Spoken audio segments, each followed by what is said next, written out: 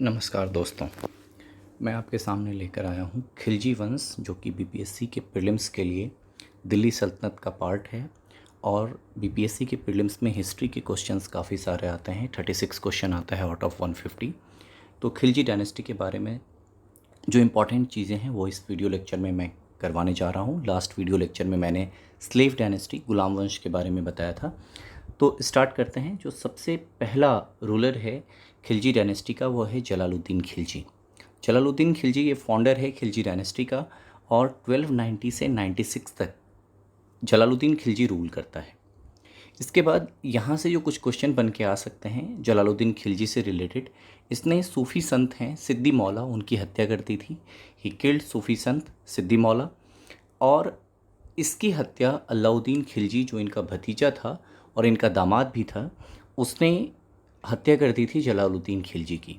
और हत्या करने के बाद अलाउद्दीन खिलजी जो है वो राजा बन गया, अलाउद्दीन खिलजी सुल्तान बन गया। 1296 से 1316 रूल करता है अलाउद्दीन खिलजी। अलाउद्दीन खिलजी के पास 4 जनरल थे जिनका नाम था मंगू खान, अकद खान, उलुग खान एंड आमिर खान। ये जो 4 इनके जनरल थे ये काफ़ी पावरफुल थे। और जो मंगोलों का अटैक होता रहा है, लास्ट वीडियो लेक्चर में हमने देखा था कि कुतुबुद्दीन ऐबक के बाद जो बलबन, उसी वंश का जो बलबन था, उस समय भी मंगोलों का आक्रमण होता है और उसी में उसका बड़ा बेटा मारा जाता है, खान मोहम्मद। तो ये मंगोलों का आक्रमण अनवरत जारी है, खिलजी वंश के समय भी जारी है। और खिलजी वंश को बचाता है इस मंगोलों के आक्रमण से अलाउद्दीन खिलजी का ये 4 general, Mangu Khan, Akat Khan, Ulugh Khan and Amir Khan. So they saved sultanate from Mongol attack. और सर्वाधिक जो मंगोल का अटैक हुआ है वो अलाउद्दीन खिलजी के समय ही हुआ है। इसके बाद अलाउद्दीन खिलजी 1297 एडी में गुजरात विजय करता है, गुजरात जीत लेता है और वहाँ से मालिक काफूर को ख़रीदता है। मालिक काफूर को कितने रुपीस में ख़रीदता है? तो 1000 दिनार में ख़रीदता है मालिक काफूर को। मालिक काफूर को इसलिए कहा जाता है 1000 दिनारी, हज़ारे दिनारी मालिक काफूर को कहा जाता है।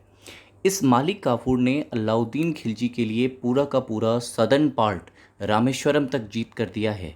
और तभी जाकर अलाउद्दीन खिलजी मिडीवियल इंडिया का पहला ऑल इंडिया रूलर बना है।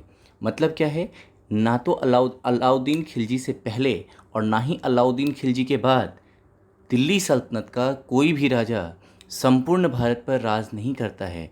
He is the only sultan of Delhi sultanate who ruled on all India. पूरे भारत पर, संपूर्ण भारत पर राज करने वाला एकमात्र दिल्ली सल्तनत का सुल्तान है अलाउद्दीन खिलजी।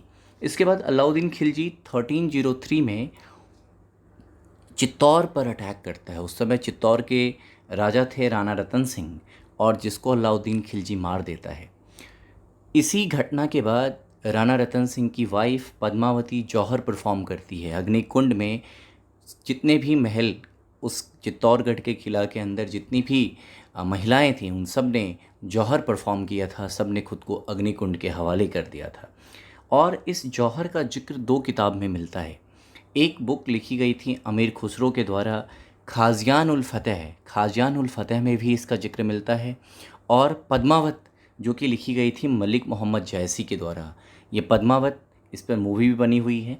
तो पद्मावत बुक लिखी गई थी मलिक मोहम्मद जैसी के द्वारा और खाजियान उल फतेह आमिर खुसरो के द्वारा। इन दोनों ही बुक में जिक्र है किस चीज़ का? जौहर का।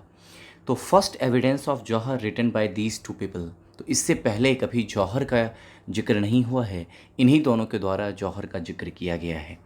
इसके बाद अमीर खुसरो, चूँकि जिक्र हुआ है तो अमीर खुसरो 8 सुल्तानों के दरबार में दरबारी थे।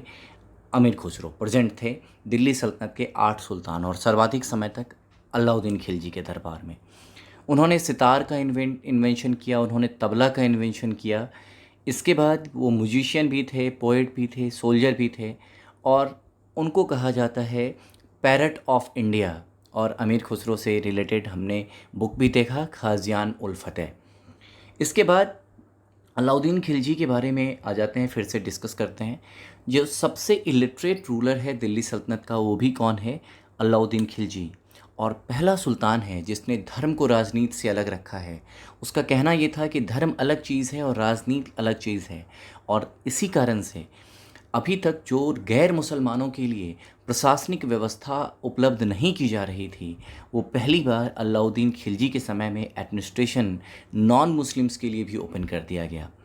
और पहला सुल्तान था जो सुधार करने के लिए, समाज में सुधार लाने के लिए ऑर्डिनेंस इश्यू करता है, अध्यादेश जारी करता है, और जिसमें से एक अध्यादेश है लिकर बैन का। तो जैसे बहुत सारे स्टेट में, बिहार में लिकर बैन है, गुजरात में लिकर बैन है, तो ठीक उसी तरह अलाउद्दीन खिलजी के समय भी लिकर बैन था। ये सेकंड नंबर ऑफ ऑर्डिनेंस था अलाउद्दीन खिलजी का। Seized all land and tax them, तो इसने इक्ता सिस्टम को पूरी तरह से ख़त्म कर दिया है। अलाउद्दीन खिलजी ने सारे लैंड को कैप्चर कर लिया है और फिर से टैक्सेशन सिस्टम इसने जारी करना स्टार्ट करा है। तो एक डिफरेंट तरीके का सिस्टम इसने, जो इक्ता सिस्टम चला आ रहा था गुलाम वंश के समय से, इल्तुतमिश के ज़माने से, जो कि सेंट्रल एशिया और वेस्ट एशिया में ऑलरेडी प्रैक्टिस में था, उस सिस्टम को अलाउद्दीन खिलजी ने चेंज कर दिया है। इसके बाद चूँकि इसको डर था कि जगह जगह रेबेल हो सकता है, विद्रोह हो सकता है, तो इसीलिए इसने स्पाइंग सिस्टम, बरीद का जो जासूसी व्यवस्था थी उसने स्टार्ट किया, और जो जासूस होते थे, एजेंट होते थे, स्पाई, उनको बरीद कहा जाता था। मिलिट्री रिफॉर्म में इसने दाग और चेहरा जिसको हुलिया भी कहा जाता है, तो एक डिफरेंट तरीके का फेस शील्ड होता था आयरन कवर वाला।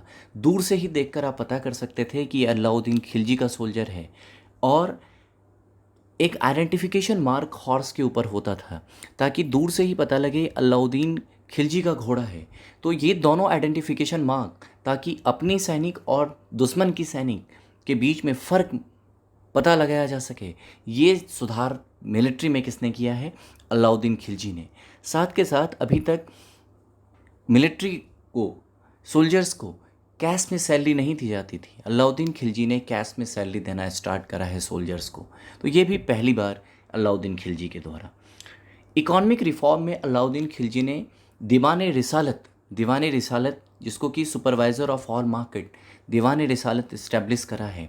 और जो एक एजेंट होता था या एक ऑफिसर होता था जो सभी मार्केट, जो मंडी होता था उसको सुपरवाइज करता था, उसको कहते थे साहनाए मंडी। और इसका जो मार्केट रिफॉर्म का जो एम था, उद्देश्य था, वो था price control and extraction of revenue. मतलब प्राइस बहुत ज़्यादा लोगों के ऊपर बर्डन ना हो, कोई भी दुकानदार बहुत ज़्यादा लोगों को एक्सटॉर्ट ना करे, इसीलिए प्राइस कंट्रोल करने के लिए, इन्फ्लेशन को कंट्रोल करने के लिए ये मार्केट रिफॉर्म करता था। कौन? अलाउद्दीन खिलजी। अलाउद्दीन खिलजी चाहता था एक नया धर्म स्थापित करना, और विश्व विजेता भी बनना चाहता था। सिकंदर से बहुत ज़्यादा प्रभावित है, अलेक्जेंडर से बहुत ज़्यादा प्रभावित है, और अपनी मंशा पूरी करना भी चाह रहा है। लेकिन इसका मिनिस्टर है जिसका नाम है अलाउल मुल्क ने इसको रोक दिया है कि ऐसा करना सुसाइडल होगा, राइट। और लेकिन इसने अपने कॉइन पर क्या नोट करवाया है? सिकंदर ए सैनी नोट करवाया है अपने कॉइन पर, soldier of Sikandar.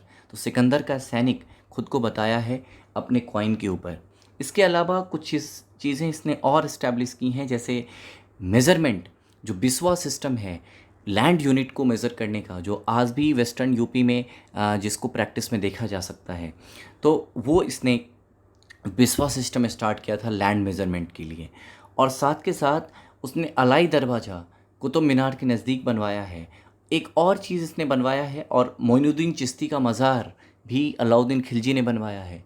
Siri fort, जो सिरी किला है, वो भी अलाउद्दीन खिलजी ने दिल्ली वाले रीजन में बनवाया है। तो अलाउद्दीन खिलजी से रिलेटेड ये सारी चीज़ें हैं। 1316 AD में बीमार हो जाने के कारण अलाउद्दीन खिलजी की मृत्यु हो जाती है बिकॉज ऑफ इलनेस। इसके बाद अलाउद्दीन खिलजी के बाद मुबारक शाह खिलजी बनते हैं राजा। मुबारक शाह खिलजी को रिमूव कर देते हैं मालिक काफूर, उसके बाद साहिबुद्दीन उमार को बनाते हैं। एक्चुअली वॉर चल रहा होता है। साहिबुद्दीन उमार जो कि कम उम्र के हैं, उनको केवल 9 वर्ष की उम्र में मालिक काफूर राजा बना देते हैं मुबारक शाह खिलजी को हटाकर। मुबारक शाह खिलजी खुद को कैलिफ बताते हैं, और उसके बाद मालिक काफूर ने उसको रिप्लेस कर दिया है। फिर लास्ट में खुसरो खान जो है, खुसरो खान, वो राजा बनता है और जिसके बाद उसको गयासुद्दीन तुगलक इन सब को मार देते हैं और तब जाकर तुगलक डायनेस्टी का नींव रखते हैं। तो नेक्स्ट लेक्चर में हम लोग देखेंगे तुगलक डायनेस्टी के बारे में। आप प्लीज़ मेरे चैनल को लाइक कीजिए, सब्सक्राइब कीजिए, शेयर कीजिए और प्रीलिम्स की तैयारी अच्छे से करते रहिए। Thank you so much.